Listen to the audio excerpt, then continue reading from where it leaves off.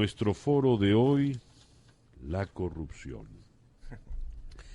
Recién el señor Lula el pasado viernes pasó un momento por lo visto desagradable, le allanaron la casa de sus hijos, y además de esto fue detenido para que declarara de manera coercitiva ante la Policía Federal. La policía le llevó, no estaba esposado, pero lo llevaba agarrado de cada brazo, y el disgusto de Lula era creciente. Después dijo que se sentía ofendido, afligido, en fin, casi como aquel personaje de la película de Pietri, Elio Pietri, el ciudadano sobre toda sospecha. Ahora bien, tengo aquí este texto donde leo los negocios de Odebrecht que Lula apadrinó en Venezuela. Según las memorias y cuentas de los ministerios de Transporte Terrestre y Obras Públicas, Agricultura y Tierras y de Energía Eléctrica, todas las obras que ejecuta Odebrecht en Venezuela son por un valor superior a los $3.000 millones, y con rezagos en sus fechas de terminación que eternamente se postergan. Y el señor Lula venía acá, más de uno decía que era apoyar políticamente a Chávez, no, pero venía a cobrar y a agenciar como, valga la redundancia, agente de Odebrecht. Un trabajo del periodista Joseph Polisuk de hace 3 años, publicado en el Universal del 17 de febrero del 2013, habla de un top 10 de la corrupción. Maclet, Pedeval, el caso Illaramendi, el Plan Bolívar 2000, el caso Anderson, Diosdado y compañía, los casos documentados a principios del 2009 en contra de los dirigentes del PSUV, Luis Felipe Acosta Carles, Diosdado Cabello, Ronald Blanco La Cruz, Giancarlo Di Martino, José Vicente Rangel Ábalos y Juan Barreto, suman más de $711 millones cuando salieron de sus respectivas oficinas. El maletinazo de Antonini Wilson, los bancos que quebraron, Ciudad Lebrún, el Central Azucarero, y pare usted de contar. Pero ahora hay una realidad distinta, hay una Asamblea Nacional distinta, y al frente de la Comisión de Contraloría está el diputado Freddy Guevara, a quien le damos la bienvenida. Freddy, gracias. En esta mañana del programa. Y un portal que ha adelantado seria investigación sobre los casos de corrupción es Armando.info, cuyo director es el periodista Ewald Schaffenberg, a quien le damos la bienvenida en la mañana de hoy. Muchas gracias, buenos días, César Miguel, a ti y a tu audiencia. Quisimos comentar estos casos del pasado porque son los que están todavía intactos, y tantos otros más. ¿Qué plantea? Vamos a comenzar con Freddy. ¿Qué plantea la Comisión de Contraloría de la Asamblea Nacional? Mira, nosotros tenemos básicamente 2 agendas, ¿no? Una agenda, llamémosla así, que es de recibir denuncias y trabajarlas. Son aquellas cosas que van viniendo de los ciudadanos, de periodistas, etcétera. Y las otras que son lo que llamamos las mega investigaciones. Las mega investigaciones son aquellas que por la cantidad de dinero que involucran y el impacto en la población hemos decidido asumir como iniciativa de la comisión. Hasta ahora hemos abierto 2 ya. La primera tiene que ver con toda la gestión de Rafael Ramírez. Esa gestión de Rafael Ramírez tiene 5 elementos de partida para poder considerar que hay unos graves problemas de corrupción, bueno, que nada más y nada menos afectaron a la empresa con la cual vivimos todos nosotros, que es PDVSA, porque Venezuela depende de PDVSA. Ahí está Andorra, el fondo de jubilados, que es el caso de Yanamendi. Está el tema de Petrobras, que por cierto a Lula también se le está investigando por el tema de Petrobras. Y el Petrobras y todo lo que tiene que ver con las contrataciones en la faja de petróleo. Está lo que fue la plataforma del TANA. Está también incluido todo lo que fue el fraude con el Bandes y el Banco Espíritu Santo. Y está también incluido todo lo que tiene que ver con las contrataciones y temas de seguros, particularmente el caso de Amuay. Ahora, es eso, pero no exclusivamente eso. Esos son de alguna manera los elementos de los cuales en la Comisión de Contraloría, precisamente gracias a la labor investigativa de periodistas, entre otros casos, como este equipo de investigación que ha tenido Armando Info y otros periodistas a nivel nacional que han desarrollado ello, más las pruebas que ya existen en otros países, tales como Andorra, Portugal, España, Estados Unidos y Brasil, que nos dan indicios suficientes para abrir una investigación. Entonces, esta agenda en la cual está, en primer lugar, el tema de PDVSA y en segundo lugar, todo lo que tiene que ver con el saqueo cambiario, que es este esquema fraudulento con el cual unos enchufados se aprovecharon de que tenían un pana con una boina roja, le dieron unos dólares, en unos casos importaron cosas irregulares, en otros casos ni siquiera las importaron, y en otros casos tan delicados como la medicina los trajeron vencidas o los alimentos ya podridos, y pasó lo que pasó en Venezuela hoy. De forma tal, César Miguel, que yo te diría que el centro de trabajo de la Comisión de Contraloría tiene el gran objetivo de encontrar, de saber dónde está el dinero, qué pasó con toda esa cantidad de dinero, en función de poder recuperarlo al país con los mecanismos que existen. Hablaba Freddy Guevara, diputado a la Asamblea Nacional y presidente de la Comisión de Contraloría. Leo algunas de las opiniones que nuestros oyentes adelantaron con el hashtag corrupción. Rafael Keller: parece que esperar por justicia ante los corruptos se asemeja a esperar que llueva hacia el cielo mientras el país se va. Sí. Esto habla mucho de una desconfianza, una suerte de desesperanza. Javier Julián Serpa, con no poca sorna: no se han robado el Salto Ángel porque no tienen cómo llevárselo. MJGC III: en un gobierno donde la corrupción es la norma, la excepción está presa o privada de sus facultades por sentencias judiciales. Otto Navas: las estadísticas de inflación y escasez serían excedidas con creces por las relativas a corrupción en caso de ser publicadas. ¿Cuáles son los principales casos que ustedes han llevado adelante? Le pregunto a Ewald Schaffenberg, director de Armando.info. Sí, bueno, en el corto año y medio que tenemos, digamos, en el ciberespacio, César Miguel, hemos tocado muchos temas, pues, pero yo diría que el principal que destapamos fue el año pasado, el de los 13.000 millones de dólares del Estado venezolano que estaban depositados en el HSBC de Suiza,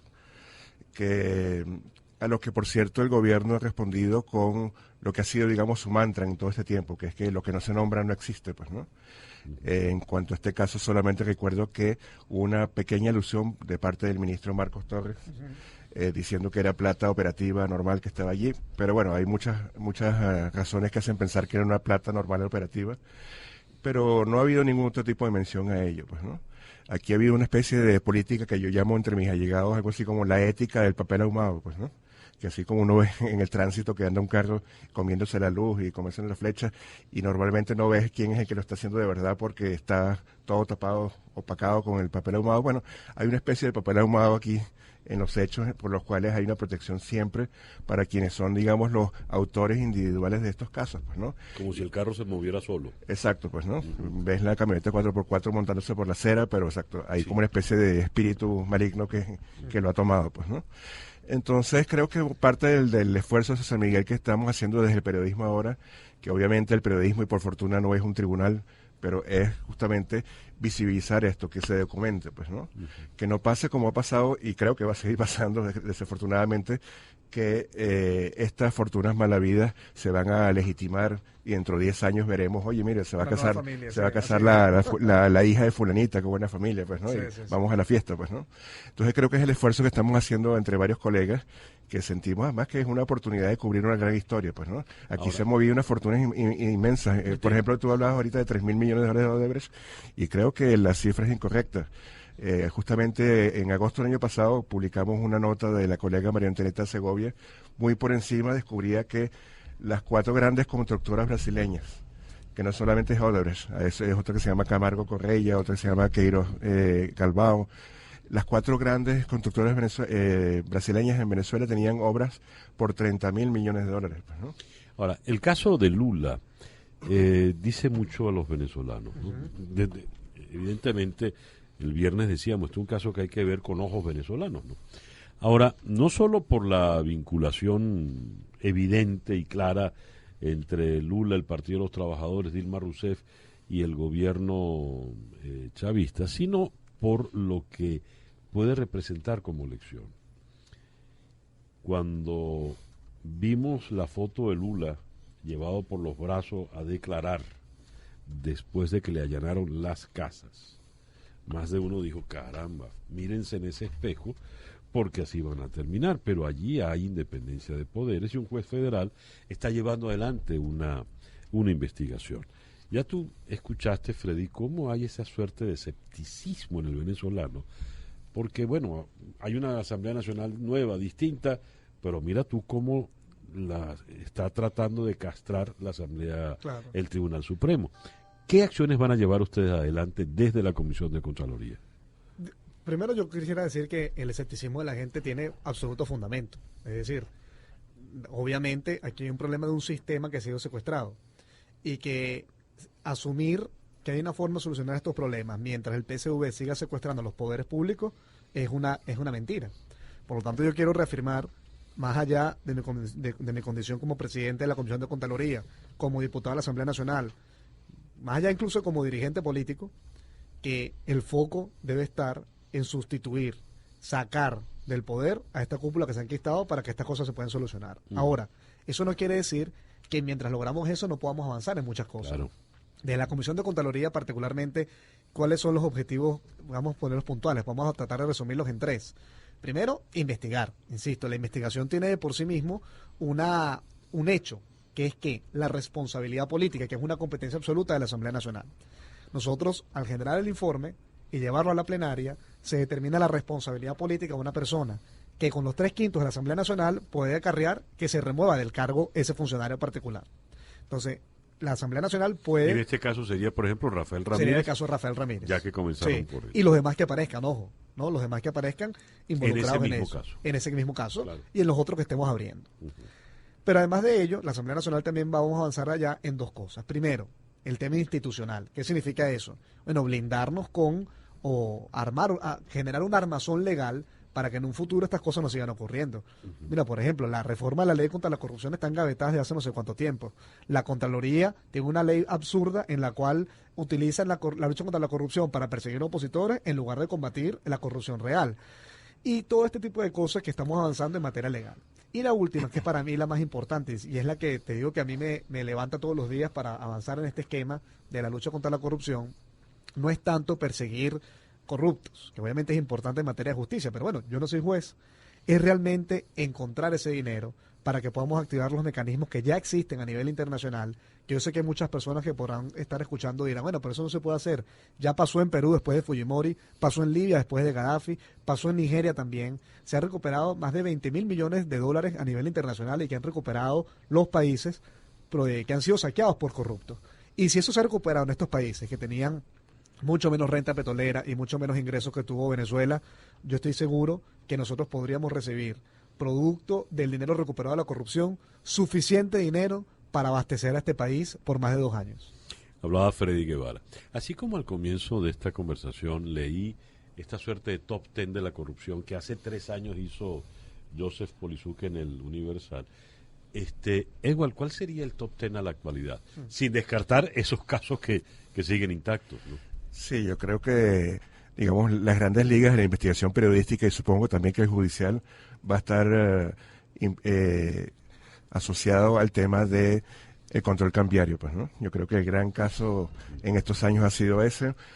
Tengo una fuente, César Miguel, que conoce mucho de estos asuntos de ingeniería financiera, etcétera, y me dice siempre que lo consulto esta fuente, que el gran negocio de estos últimos 15 años fue crear deuda externa, pues, ¿no? Deuda externa de algún tipo, porque te compraste algo o tienes, como decía Freddy, un pana que te hace simular una importación, pues, ¿no? Porque eso te permitía tener acceso a las divisas preferenciales y luego, pues, comerciarlas en los mercados paralelos, pues, ¿no? Bueno, yo creo que es inconmensurable los montos que allí se fueron por esos mecanismos, y tengo la impresión de que por los montos, por las escalas y además por la sofisticación de ciertos mecanismos que se utilizaron, ese va a ser, digamos, el caso estelar que yo creo que va a opacar a cualquier otro, pues, ¿no? Pienso también que PDVSA, por supuesto, va a ser muy importante. Freddy hacía una enumeración de los subcasos que están, digamos, involucrados al hablar de PDVSA, y yo pienso, mientras lo oigo decir, que sin embargo eso sigue en evolución, pues, ¿no? Sí, claro. Ahora mismo, por ejemplo, hay un caso que lo ha hecho muy visible el colega Julio Sánchez Cristo en la W en Bogotá, pues, ¿no? Que es el de Trenaco, pues, ¿no? Una empresa medio fantasmal colombiana que de pronto ha recibido un enorme contrato de PDVSA para explotar pozos marginales y hacer plataformas en en la faja petrolífera del Orinoco, pues, ¿no? Y eso está en evolución en este momento que estamos hablando, pues, ¿no? Me llama la atención cuando mencionas el tema cambiario. Igual, ese tema cambiario está en manos de militares.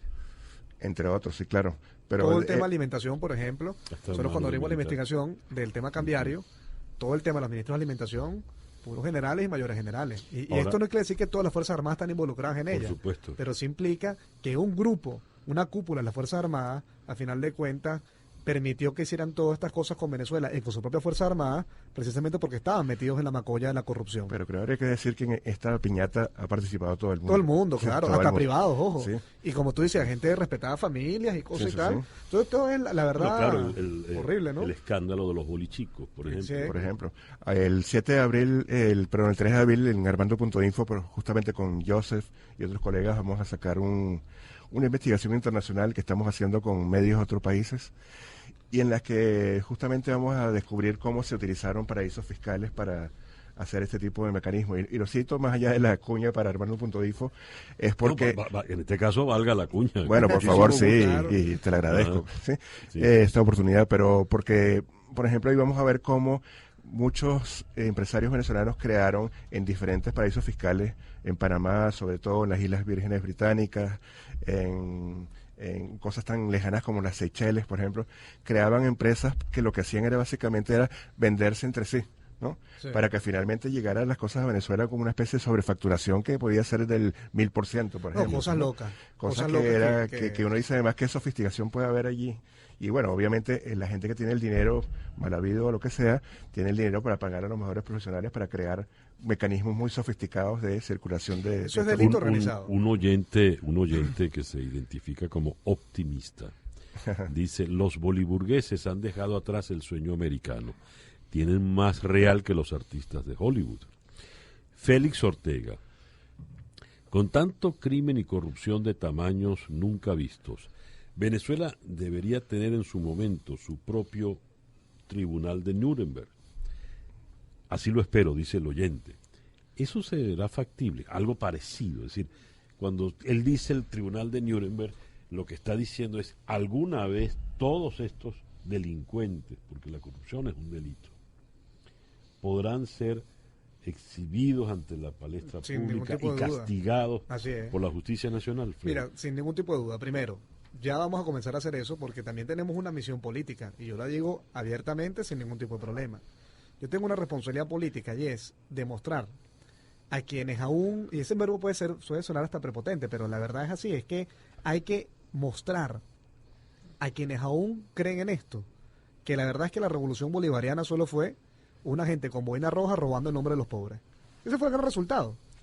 Porque cuando haces un gran balance de todas las inversiones, etcétera, chévere, los Simoncitos, el CDI, etcétera, pero lo comparas con el gran saqueo que hicieron a Venezuela, tal como se llama el libro de Tablante y de Tarre, bueno, te das cuenta de que en efecto esto fue una locura, esto fue una orgía de corruptos que saquearon el dinero de los venezolanos bajo la excusa de combatir la pobreza.